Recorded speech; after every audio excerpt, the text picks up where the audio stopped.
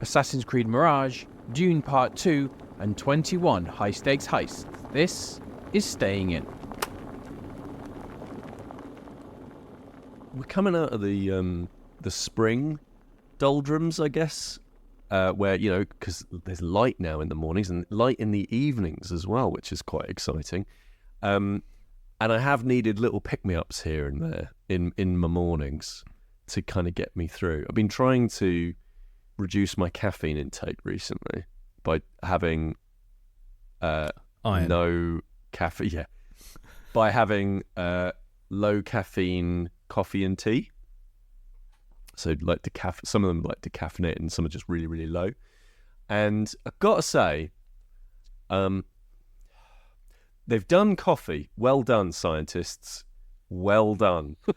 But tea, it's not quite there yet. It's not quite there yet. Decaffeinated tea, like normal breakfast tea I'm talking about. Yeah. Decaffeinated tea just is not it doesn't touch regular tea. Well, no, because it's not got caffeine in it. Well, no, but decaf coffee tastes like coffee. Okay.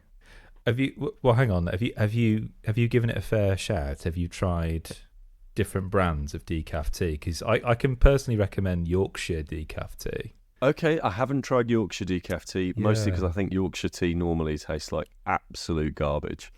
Okay. What's your ideal tea of choice, Peter? I'm a tips man, then. Okay, yeah. Yeah, I do like a PG tip. So you like a strong brew. You're not messing about. I do. And, that's if I've got the choice. Most of the time we prep for, because we're fancy, we shop at Sainsbury's. Okay. We go for a Sainsbury's red label. But if I've got the option, if somebody's coming up to me and saying, what kind of brand do you want? I'm saying PG tips first, Tetley second, and then long distant third. Oh, Tetley second. Oh yeah. I don't. I'm someone. You guys spend a lot of money on like games and board game stuff. I don't. I spend my money on tea, so I go with Twinings. Oh yes, Dan. Twinings is my standard. A Twinings extra strong is the way I sit. Oh my word. Do you also shop at Marks and Spencer's on the regular, or no? I just to go in and get my Twinings. Yeah, yeah. Big Marks and Sparks bag, like bag with one box of Twinings in it. Just in for the usuals. For foreign listeners, Marks and Spencer's is a very up-brand supermarket that only the richest of the rich shop at, and also Dan. It's between Sainsbury's and Waitrose, if you want to think about the league table. Yeah, you know what? It is, isn't it? It's always a playoff at the end of the season, isn't it? Between Marks and Sparks. Who's going to get relegated? Yeah. Although I have now kind of hopped aboard the loose leaf tea train. Yes. Yeah. And I have to say, because like to me it was always a bit of a faff. The whole idea of loose leaf is always a bit of a faff. It is. And I like my English breakfast tea in the mornings. Yep. You have your decaf coffees, Pete. I stick with my caffeinated. I have my Twinings strong in the morning, Good. and I'm fine. Yeah. I've dabbled with herbal teas. I've dabbled with peppermint. And my issue with peppermint was its smell was brilliant, tastes horrible. I always had that issue. Yeah. And then it's literally what I'm drinking now. And now I've discovered actually how you use loose leaf tea, and suddenly I've had a mint tea made correctly, and it actually came from where Kris and Sam came to see me, and they were like, "Oh, I'll have a peppermint tea, please." And typically, what I would do is I'd put the tea bag in there, I'd put the boiling water on top, and I'd hand it over to stew for as long as the person should wish. But alas, I was told that is incorrect. Yeah, it is. In fact, you need to let the water cool a little bit, and then you add that. So, mind blown. Now, loose leaf tea, let the water cool, then put it in my little pot, and suddenly, oh my God, I like loose leaf tea. I like mint tea. Who'd have known? It's a whole new world. world has opened up to me. Yeah, it is a different world, isn't it? I can. Do you think people realise we're a British podcast? Yeah, well, I think they've got. I mean, if they haven't after this, I mean, to be frank, we've had 200 episodes of interspersed with our chat interspersed with sounds of tea being made. It's true. It's about time we just spent some concentrated time talking about tea. Now, I can recommend to both of you an even looser variant of tea, which is the powdered form, which is matcha tea. So, Pete, I'm a bit like you. I'm trying to cut my caffeine. I have one caffeinated drink a day, and currently it's a matcha tea. And rather than getting that single spike, which you get with a regular cup of tea, or especially a coffee, this gives you a slow release throughout the day. I see. You see, I wouldn't be looking for that, Kris, because I want spike. You want over and over again. You want that roller coaster. I really do. He wants to line up 7 cups of tea and then boom, boom, boom, boom, boom. Yeah, I don't want slow release energy. I want anxious but faster. That Pete, if you are looking for a title for your memoirs, anxious but faster. The Peter Willington Story, Volume 2.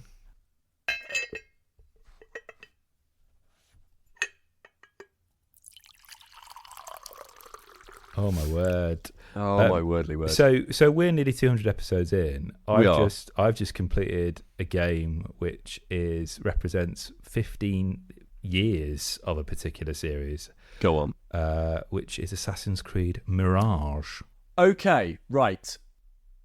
I knew you would have things to say about this, Pete. Let's get some things out of the way. First of all, I am probably the world's biggest Assassin's Creed fan, except for... I know you are. Except for maybe I'm not now, because I haven't played Valheim, because I... Valhalla. Played Origins. Yes, because it doesn't exist. Yes, of course, that's right.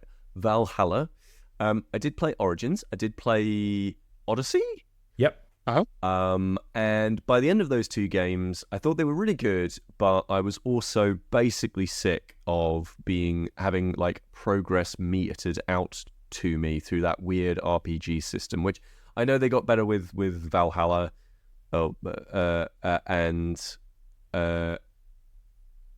I have heard that Mirage does away with a lot of that stuff as well, but I've not played either of those. I would really hope that they have, because honestly, I've kind of churned off of a series that I've played most of the entries in. They have, actually. Really? Which is one of the reasons I'm talking about it now with you, because typically when I pick up an Assassin's Creed game, I start like literally January the 1st. I'll pick up I usually start an open world game to kick off the year. And usually I'm not done until after about 6 months. Yeah. I'm done now. It's March. I've played around just shy of 25 hours on this game, and I'm done with it. When you say done with it? So I've completed the story. I've found all of the various little treasures and little rewards that you can get in each district or area of the game map. Wow. I've just done it. Just completed it. Is it? Okay, Now, to some people, that would be like, ooh, less game. But to me, I'm like, ooh, less game. So I was a bit anxious about this because I really love big open worlds to get lost in, because I have a little certain pattern I go through where, as I'm playing the story, I will alternate between side quest and main story to kind of basically make sure that I'm overpowered for each level that I'm, that I'm attempting, really. Yeah. And then once I've completed the story, I look forward to just listening to a podcast or an audiobook and just going for a wander around that world, having a little bit of an explore, almost like I'm on holiday, and mopping up, essentially, completing each of the areas of it, really. So I was quite anxious when I heard, we're doing away with the stuff from Origins, Odyssey and Valhalla. I think, all right, because I actually quite like those games. I quite like the RPG stuff, because I play really quite rarely more than 4 console games a year, because the nature of my job, I play it in very small doses, and as a consequence, I really love that experience where you think, I've got this game now, I know the controls. Oh, what's this coming? Oh, yes. Yeah. Give me more of that, please. More and more of that, please. Yes, yes, yes. But I was a bit anxious, whereas actually I've done a full U-turn. I really enjoyed Mirage. Because Pete, it boils everything down. Take Valhalla, put it in a pot, and let it boil away. Well, Dan can tell you how long it should steep for. Yeah. And it will just steep away, and it will reduce down to everything you know and love. And they've done this deliberately. And it's not necessarily this is going to be what they're going to be doing moving forward. I think it's more of a homage. It's honouring the fact and recognising the fact that it's been 15 years since the franchise began. Mm-hmm. So Assassin's Creed, Pete, can you just give us a little bit of a summary of what Assassin's Creed is about? Because I've not been with it since the beginning. Yeah, sure. So it is an open world, often stealth, though later games kind of did away with a lot of that stuff, action game in which you play either a Templar or an Assassin, which are two factions going up against one another in an unending war across time. And the kind of key personalities in the games, other than Ezio, which was part of the trilogy of 2, it's a whole thing. The personalities really are the locations. So the reason people really love the fact that they got to go to Egypt in Origins, for example, or in the original game, we went to the Middle East, we went to like Jerusalem and those sorts of areas, Constantinople, those sorts of areas.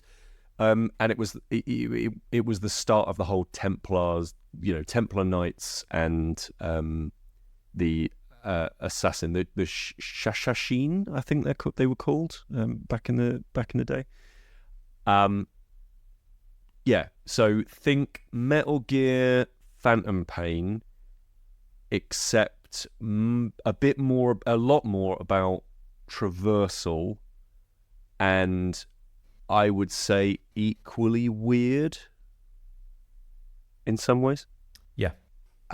Me and Pete have a running joke about Assassin's Creed, which may have been kind of mentioned in passing over the length of this nearly 200 episode podcast. I really loved the idea of the Assassin's Creed games. They really on paper, ticks every single box for me. Yes. And I remember, Pete, you getting me to play the first one, me playing it and thinking, I can't get it. There was I can't remember what it was, but there was like a fundamental thing that was a problem with it that I couldn't get over. And you were like, totally agree with you. Play Assassin's Creed 2. They fixed that. All right, brilliant. So I'd play that. But there'd be something else that was just a real problem. And you'd be like, yeah, totally get that. Play Assassin's Creed. And this would go on game after game that you would always say, yeah. And there was an element of like, I know there's this bad thing, but they do fix it later on. And I kind of went for that. Probably got to like Black Flag, which I think was Assassin's Creed 4. The only one I've gone into since was Odyssey, and that was because obviously Kris, you'd kind of fallen in love with it. Love that game. And actually I got on really well with Odyssey because I think it expanded it more. You had more to do. It wasn't just in one little location. My issue was always, for one, I'm not very good at games. So when you have to try and hide from people, and I couldn't do that. So like I would like try and creep up on someone and they'd spot me, and then I'd have to run away for 10 minutes. And then I'd have to try again. And they'd spot me again, and I'd have to run away for 10 minutes. And it became a bit of a chore, whereas I didn't get that with Odyssey. So I'm interested to know, Kris, if you were to explain to someone who's perhaps never played Assassin's Creed, what is it about Mirage that has worked for you kind of so well? What is it that makes it a good game? So Pete hit the nail on the head when he said about the world itself. It's Baghdad. This is Baghdad. Huh. Yeah, it is. It's extraordinary. 9th century Baghdad in what is known as the kind of golden age of Islam, which I must confess was a period of history that I was a complete ignoramus on, and still am to a degree, I must admit. So this is basically the period of time, because I know very little about it, but I've studied a little bit.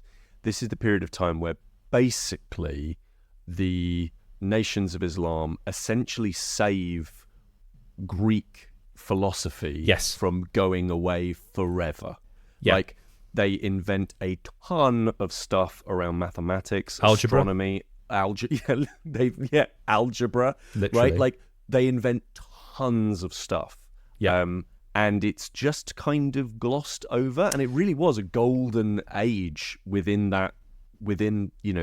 that area, and obviously we now associate Baghdad with usually very negatively in because of recent times and the sort of things that have happened there. But yeah, it was like the center of the civilized world at one point. Yeah, and also in terms of its contributions not only to science and mathematics and astronomy but also literature. Yeah, this game goes really hard on that. Like, astronomy and literature and science are not just side quests, they are interwoven. So you will find fragments of poetry. And something that I've loved, I think this started with Assassin's Creed Origins. There are these little floating nodes where you pick up history. You'll go to a marketplace, for example, the bazaar, and you'll learn all about the different history of it. And it's amazing. It's really, really interesting. And they put a lot of effort into kind of the historical research they conduct. So, and this is a living, breathing city.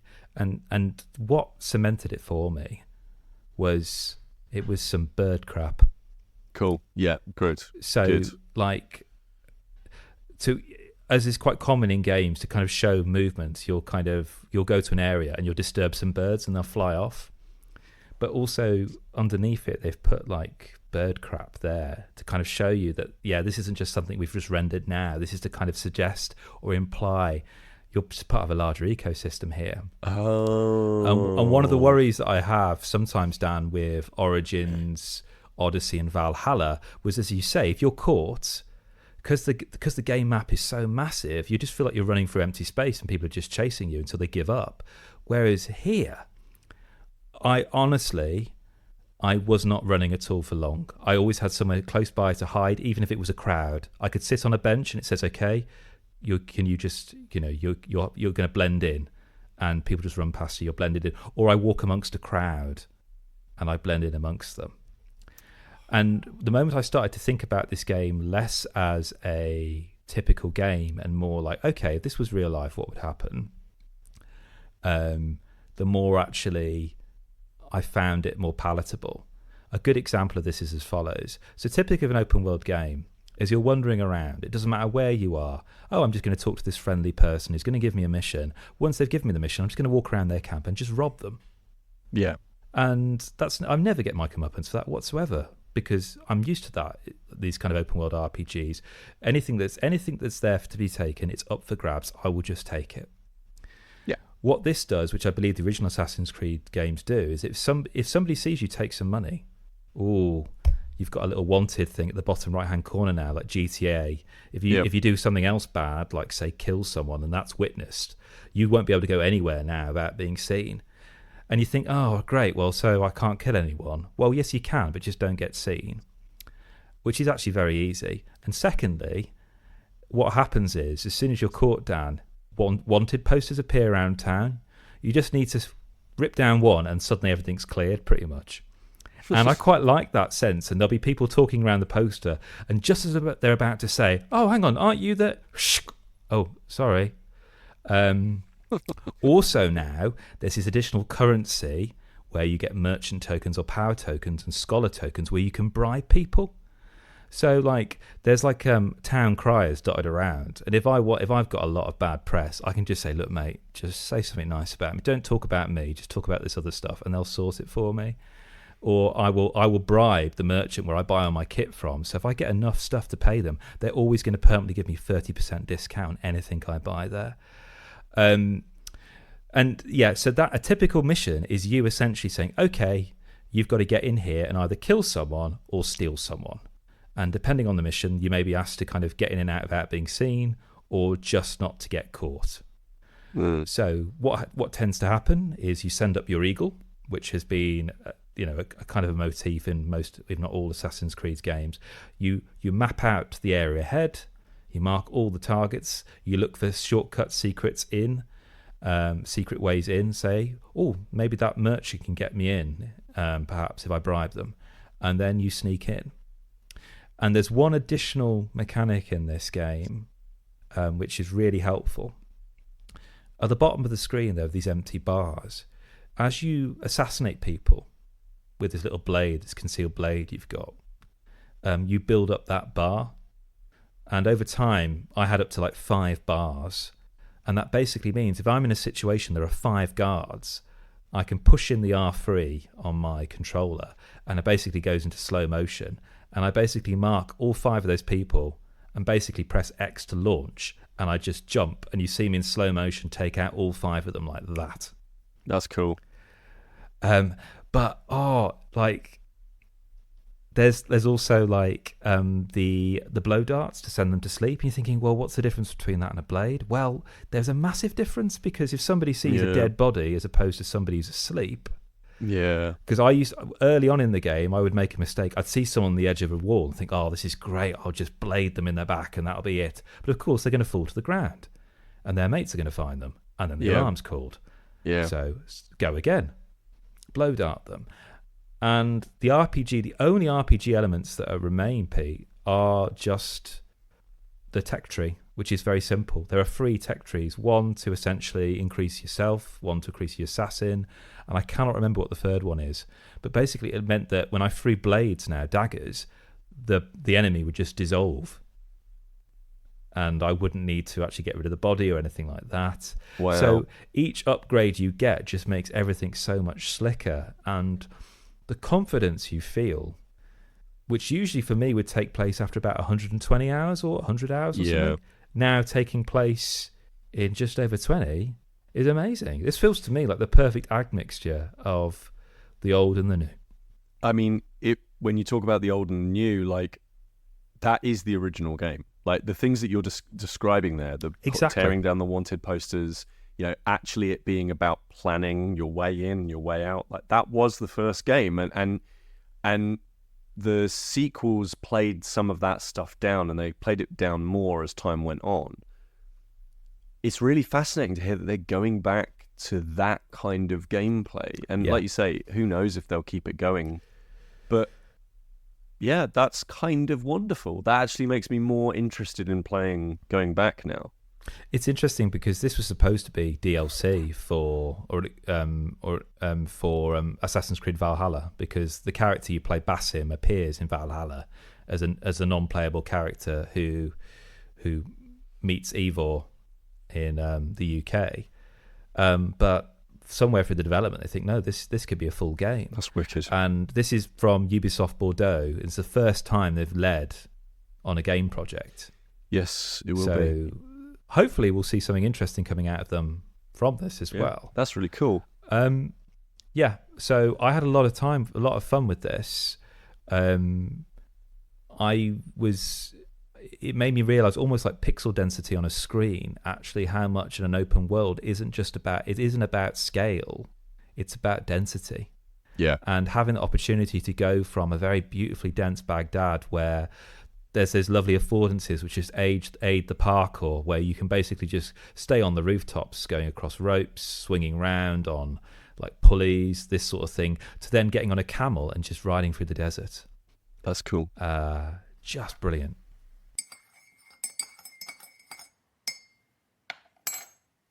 Oh, sorry. Actually, I've just realised. Hang on, bear with me a second. Yeah. Sorry, Pete. I've just bought your RPG. Kris, thank you so much. My pleasure. I'm sorry it's been this late. I always want to get to it. That's absolutely wonderful. I am over the moon to hear that, genuinely, because I did. I don't think I talked about it much, did I, with you folks? I just kind of got on with it and did it, and then I think towards the end of it, I showed you bits and pieces. But yeah, I've been working on a game design, which is new to me, as in I don't really do game design. So I mostly do like scenario design, which is more about like storytelling and setting up narratives and all that sort of stuff. But yes, I was part of DriveThruRPG's Pocket Quest 2024, which is a game jam held online. So we talked about jams before. This is where you get like a set period of time, and it's all around one event, and there's usually a theme, and then you make the thing, and it's usually a bit more experimental than like a big full commercial release or something along those lines. And yeah, you work towards it. And Pocket Quests this year, they've done this a few years now. I think this is the third, maybe the fourth one that they've done. The theme this year was Heists. Oh, one of my favourite themes. Exactly. And I thought to myself, well, I've been doing a lot of heists over the last 2 or 3 years, because we've been playing Blades in the Dark. And you haven't just been robbing banks. no, we've not been robbing banks and Not stuff. because you've become a criminal. Yeah, exactly, yeah. So I made a game called 21 High Stakes Heists, which is, if I had to boil it down, and I do, it's essentially blackjack as a role-playing game in which you rob a casino. Love it. Yeah. So this is a game design challenge in that I had to quote unquote come up with the mechanics. Spoilers. It's 21. It's blackjack. But what I do is I take a bunch of those mechanics and twist them and make them more about character traits, and then you play games of blackjack, and that essentially helps you resolve the scene that you're trying to get through. So for example, the dealer, which is the name of the GM, the dealer will say, okay, you're in this situation whereby you're walking down the hallway and you've not been challenged yet because you're in the back rooms of this casino.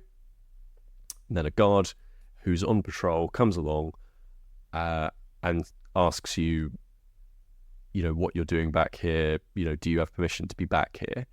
And then the idea is like something like a Blades in the Dark or what have you. The idea is that you can either go back in time and set something up. So there's no such thing as like a flashback mechanic or anything like that. It's just the dealer encourages players to think along those lines of, did you set something up earlier to deal with this? Or you can try and bluff your way through it, in which case, depending on how good your bluffing is, maybe that requires a gamble action, which is playing the game of blackjack to find out how the scene resolves. Or if you're really smart and really thoughtful, or you've moved through the game in a really sensible way, you don't have to do any of that stuff and you just get it for free because, you picked up a name badge and you just flashed them. Earlier you did pick up a name badge, you flashed the name badge and say, don't you know who I am? And then because you've done really good role playing there, the dealer just says, oh yeah, okay, cool, well then you get to move through without doing a gamble action. At the start of the scenario, you are given as a group 21 gamble tokens, and the gamble tokens are used for each player to enter a gamble action, i.e. to play a game of cards, i.e. roll the dice like you would in Dungeons and Dragons or something. Yeah. And the idea is that as that 21 stack goes down, essentially that is essentially acting as a timer for the whole scenario. Once those 21 are gone, if you haven't done the objective, it's game over. You lose. And the scenario plays out in that you failed.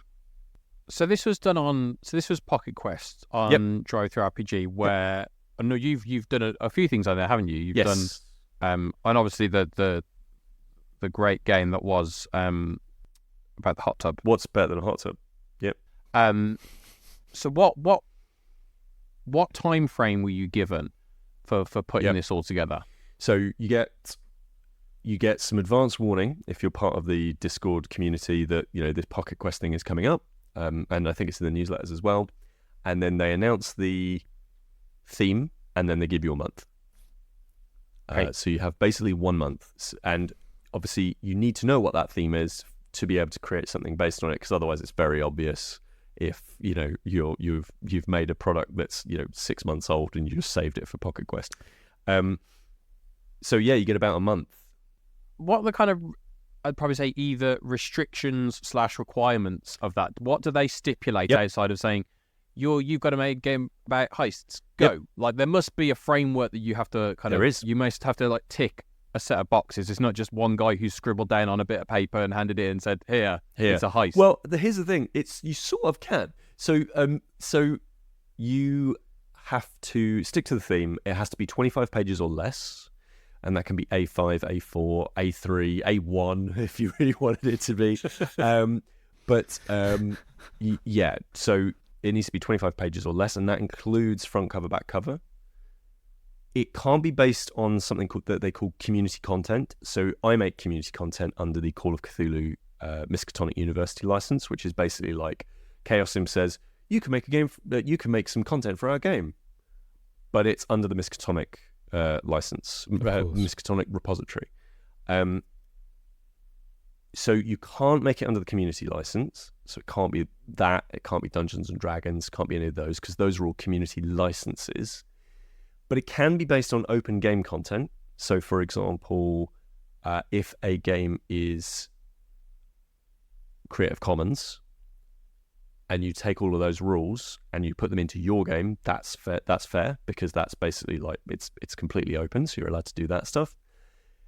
It has to be a completely self-contained game, so you have to be able to play the whole thing with one book. The theming tends to be around rules light, so they tend to make you want to do rules light stuff, but kind of and obviously, you know, like no super mad content that's just going to be not fun for people, decency and all that. But other than that, there aren't really that many restrictions. You have to upload it all at this, at roughly the same time. You don't set it live. You have to fill in a little form that says, here's where it is. This is my publisher account. This is what I do. This is for Pocket Quest. You don't even have to use any of the like template formatting that they provide. So they do actually provide you everything. It's really cool. So DTRPG partnered up with Storytelling Collective, which is the Storytelling Collective is the group that I did my first Call of Cthulhu scenario with. That's the one that I did Catcock Collection under. And DTRPG have partnered up with them this year to help out with their Pocket Quest stuff. And what they've done is the two of them have basically given you a template so that if you don't know how to do layout or anything along those lines, you can just take theirs and just fill in your stuff. If you don't have an artist, you can just go and get a bunch of free art.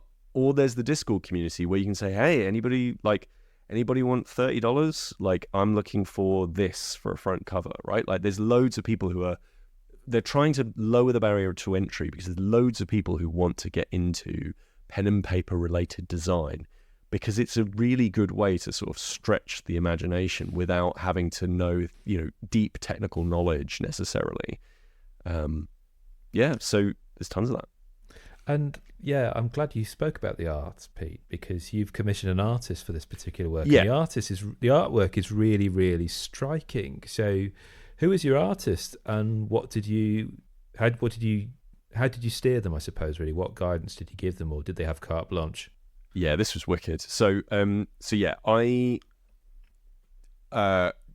not allowed to use AI in your writing or your art for Pocket Quest, which I think is good. I don't like using AI for either of those. I think you end up with quite a derivative visual style and writing style.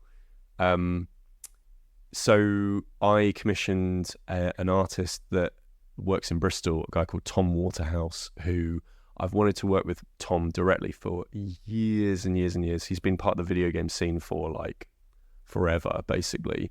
And he does artwork that you might have seen on a bunch of Sega's channels, social media channels, for example. He's done really cool commissions for things like Daytona. I think that was one of his really big ones. I think he's done some Streets of Rage stuff, like lots of really cool things along those lines. He's got this he's got lots of different art styles that he can turn his hand to, but of his styles, one of my particular favorites is this style that feels very, and I don't know how much you're going to know this, but like early 2000s SNK and Capcom fighting game concept art. Like it's basically like, you had me until concept art. Yeah, okay. I was on board until then. Yeah, that was getting more and more specific with each syllable. So he does this art style which is like, I don't want to call it comic book because that's really like just not specific enough. It's this really early 2000s, think Dreamcast era, PS2 era, Capcom, SNK at their finest, putting out like this amazing 2D art. The golden age. The golden age of that kind of art for me. And so he makes that style, like, to me, that's one of his best styles. And so I commissioned him to do some artwork. It was really reasonably priced. I was just like, oh my gosh, I have to do this. I managed to get this full front cover basically made, and it sings. It's amazing. And it's actually, weirdly, it's being used. So I got in touch with the DriveThruRPG team, and basically they said, oh, that art is so cool. And I was like, oh, amazing, because I'd commissioned this art and I was really happy with it. And it's currently plastered on the front page of DriveThruRPG, which is amazing. It's this really striking red and white and black based on the card colors. And how did I do it? Like, so this was kind of new to me in that, like, commissioning art is something I've only ever done a couple of times, and I'm always really trepidatious about it because I really like working with artists. But the way I like to work with artists is to kind of give them some. I always like to think of it as like pointing them in vaguely the right direction with some solid things of like, okay, it's going to need to be on A5. It needs to be as high res as you can. I'm thinking this style, like here are a bunch of images, this kind of thing. Specifically, I tend to pick the art style from the artist I'm commissioning. Like, I don't go to like an art, like, and you always pose as well, don't you, for them? Yeah. I tend to strip off, which most. Yeah, I've said exclusively nude. Yeah, exclusively nude modeling. But then I've lost a lot of artists that way. Yeah.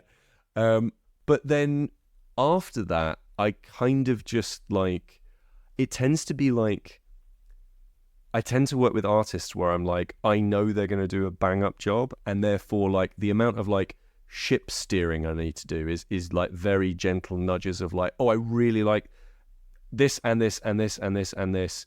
Can we push it slightly more in this direction, rather than like, oh, this needs a rewrite, this needs a rework, you know, because I really don't want to be that guy. I suppose it's kind of that thing of, as you say, pushing in the right direction, and then having the faith in them to know you're better at this than I am. Oh yeah, I trust your talent to come up with something, Dan. And then I can just. It's.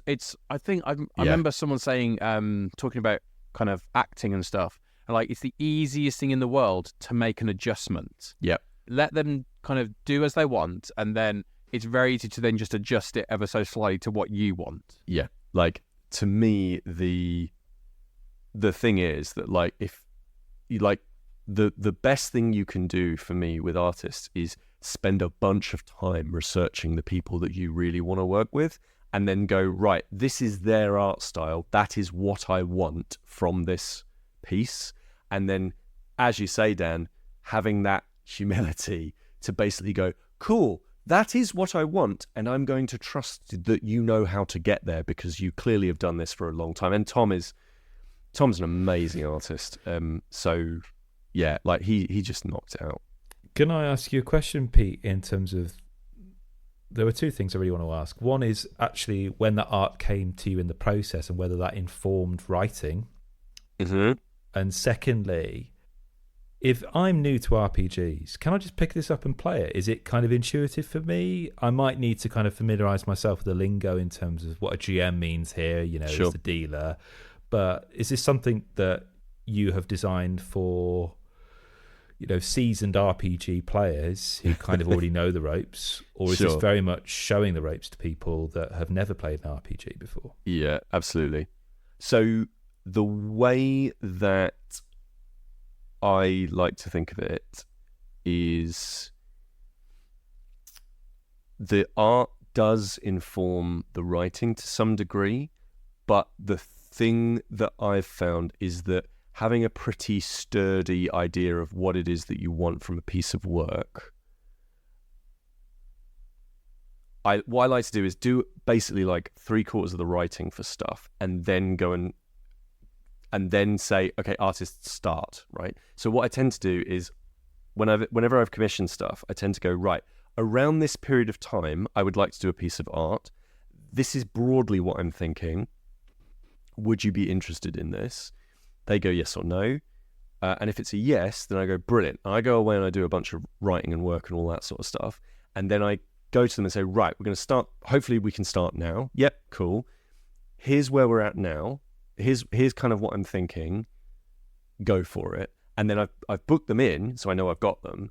But I also know the art style that they're going to go with. And also I'm not like, because there were lots and lots and lots of revisions on this, and therefore I wanted to get through loads of revisions to the point where I was just tweaking, as Dan was saying, like tweaking my own wording until that was mostly what was happening by the time that I was like, okay, Tom, go, right? Like, so it does inform it a bit though, because it means that when a particularly striking image comes back, so for example, I actually renamed all the characters when the art came back, because I was just like, this is so much better, like.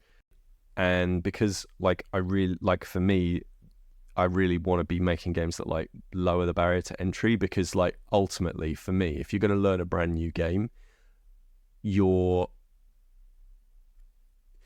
going to ask a person to learn a brand new game to play, I think that's an incredible commitment of time. And some games can get away with that when they're massive. So for example, Pathfinder or Dungeons and Dragons, or I don't know, Dragonbane or whatever, like those games will be like, right, this is complex, but hey, this is going to be supported for years and years and years, and it's massive, and all that sort of stuff.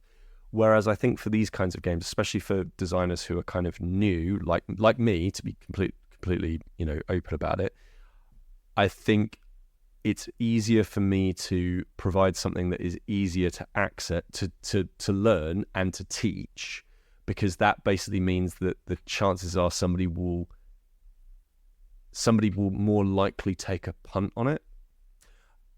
If somebody who you didn't know came up to you and said, here's 700 pages of rules, I promise you it's the best RPG you've ever played.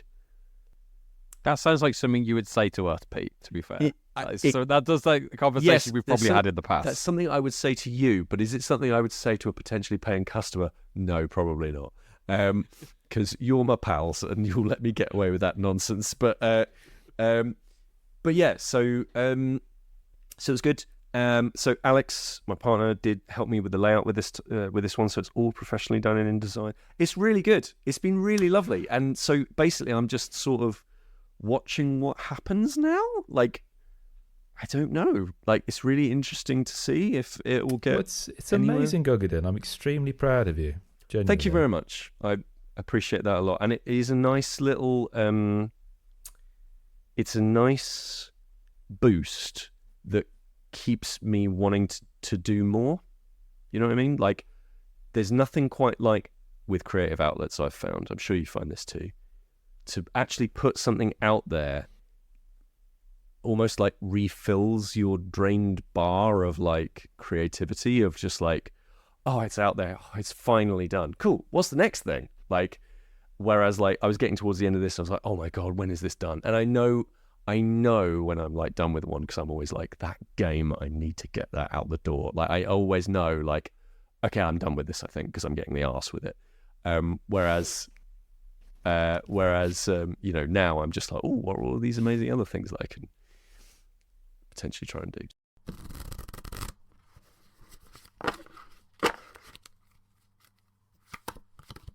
So last episode, you guys all waxed lyrical about your trip to AirCon. Yep. And I sat here quietly and let you all chatter away, because I wasn't at AirCon. No.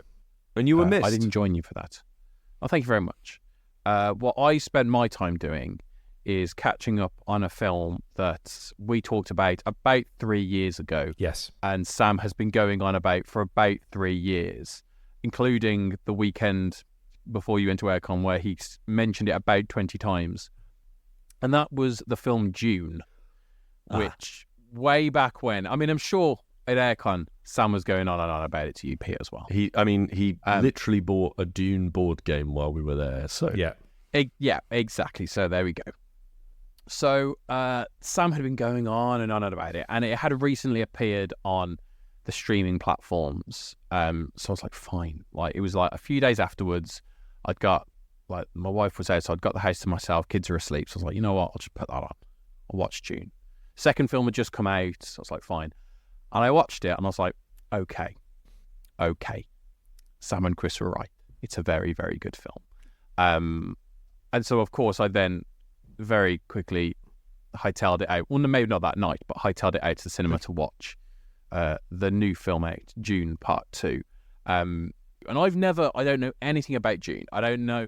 All I knew was that there was a film with Sting in it. I didn't know who Sting played. I didn't know anything about it. I knew there was a film in space with Sting in it.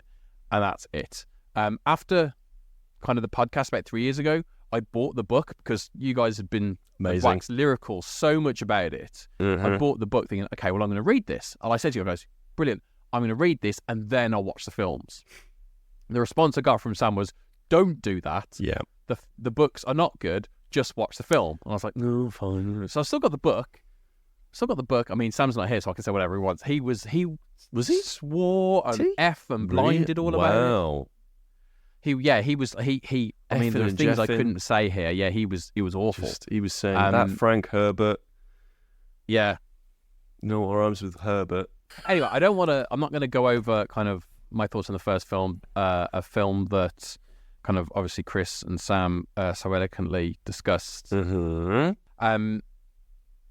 I really wanted to see it at the cinema based on the first film I'd seen on the TV. I really wanted to see it at the cinema on a big screen. I couldn't go to an IMAX. There's not really one close to me. So I had to settle for a regular old cinema where I picked the biggest screen I could find in the cinema, sat in the middle. So I was there in all its glory. And it is really like an epic sci-fi fantasy film that you don't come around very often. And the feeling I constantly had to it, and this goes through both films, is there is such a commitment to the vision that kind of the director has. The look of the entire film, there is kind of no point where that vision is kind of broken. There is so many different times where they take really broad strokes with it, and there's a whole sequence which is basically black and white, but it works in this weird world that they've created, and it's the story progresses of Paul Atreides' journey and become this kind of prophesized character, and it continues now this route of how does he become that? Is that who he's become? Is the prophecy real? Is it not? What do the different factions all want, and what do they need, and how will they go about it? And there's political machinations, and but I was just overwhelmed by kind of the force of the film, and I'm sure Kris, you kind of felt that with the first one. I think you've seen the second one as well, so you may feel it there.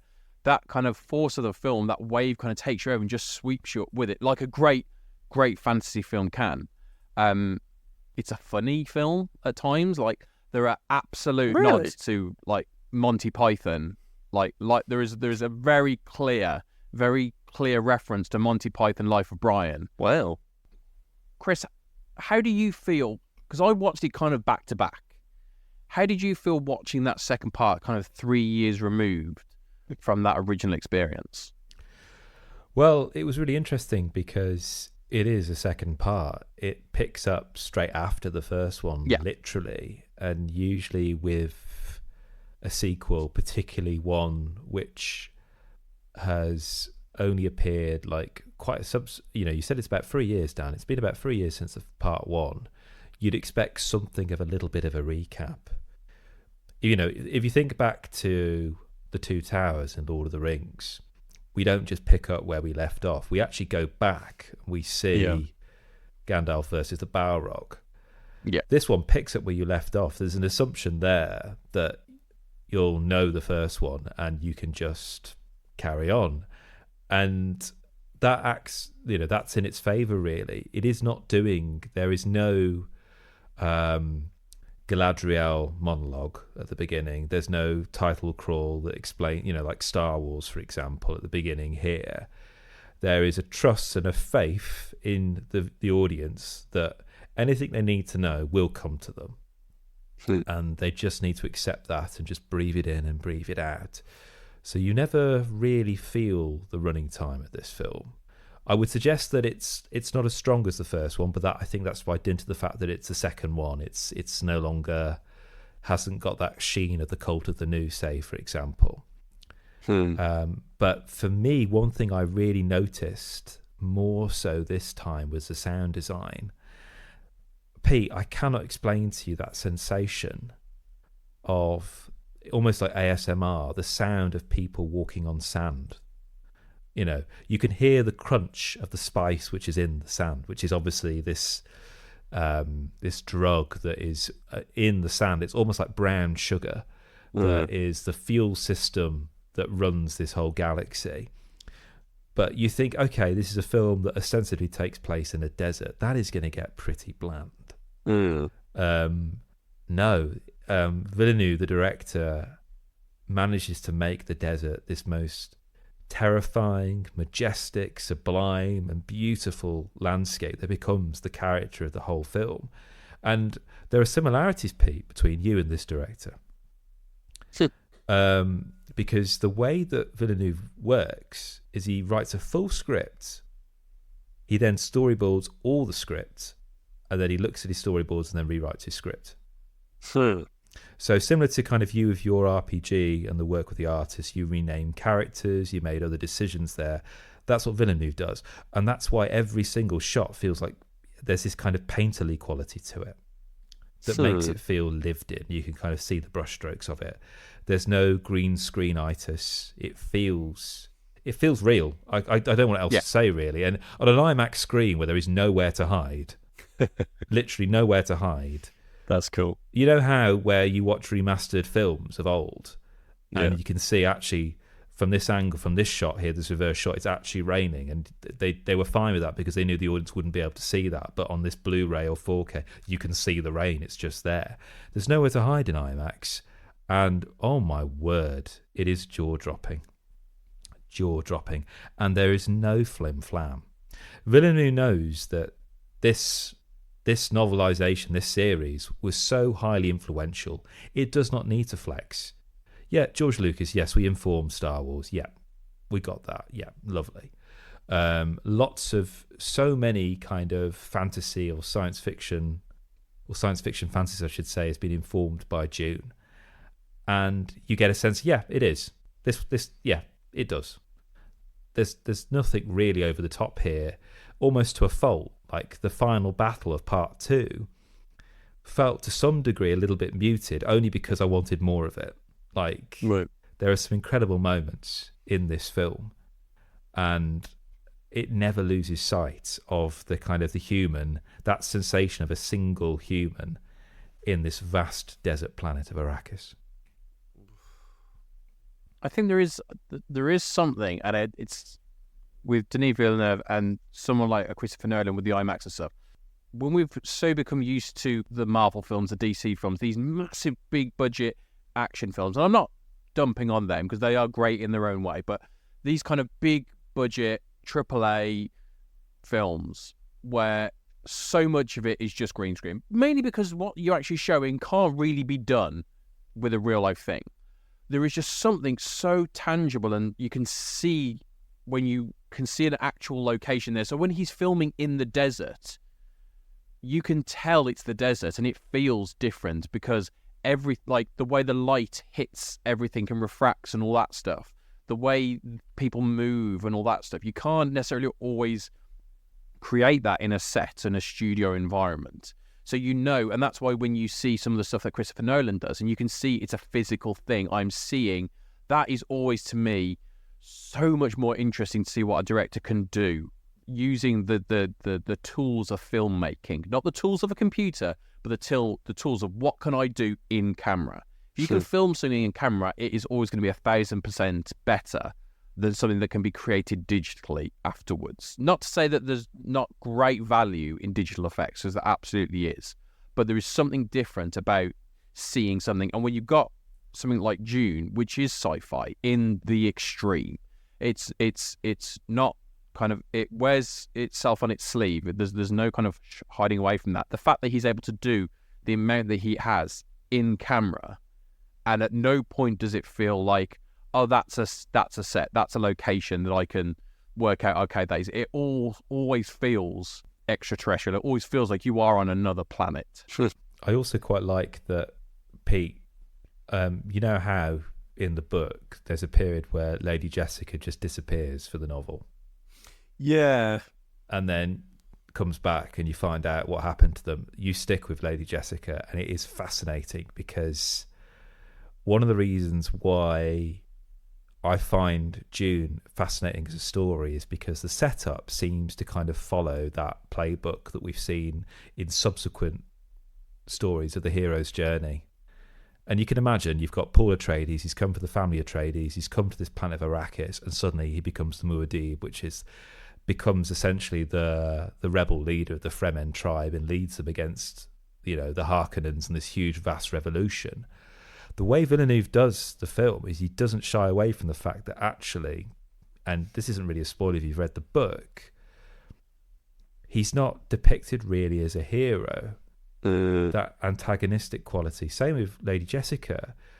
At the end of the film, there's a kind of a slightly bitter taste in your mouth, and it introduces that nuance of complexity. Thinking, well, hang on, who or what am I rooting for here?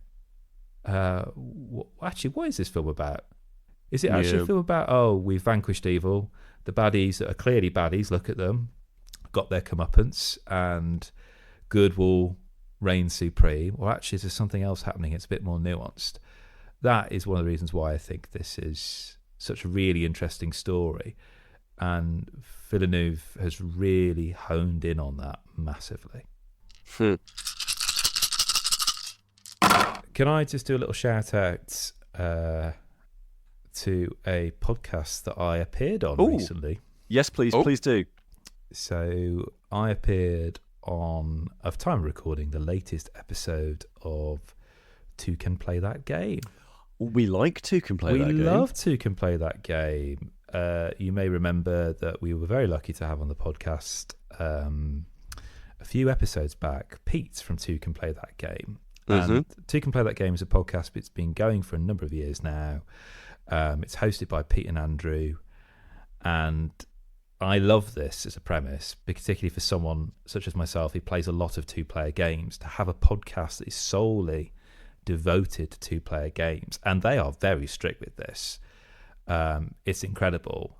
They are very adamant, and they said that they only have one other friend, and that is each other. So they're very, very strict. So I was very, very lucky to be there as an acquaintance there, and I was there to talk about Kyrie the Jewel, which is obviously a game that we spoke about on a previous episode of the podcast. But I had an absolute blast. And if you want to kind of go and hear that game being spoken about in much, much more detail than we had time to do on our respective pod with these two fine people, then I recommend you do. You can find that on any podcast platform, really. Two Can Play That Game. Also, we had Pete on the show. Pete from Two Can Play That Game, I should say. There can be only one per show.